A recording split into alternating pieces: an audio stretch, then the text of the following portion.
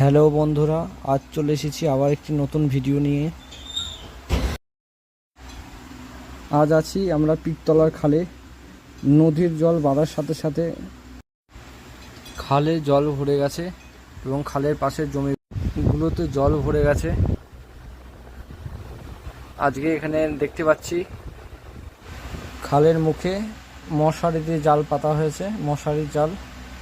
সেখানে মাছ লাফিয়ে লাফিয়ে পড়ছে। দেখা যাচ্ছে এখানে শোল মাছের বাচ্চা, লাঠা মাছের বাচ্চা লাফ দিচ্ছে এবং জালের ওপর পড়ে আটকে থাকছে।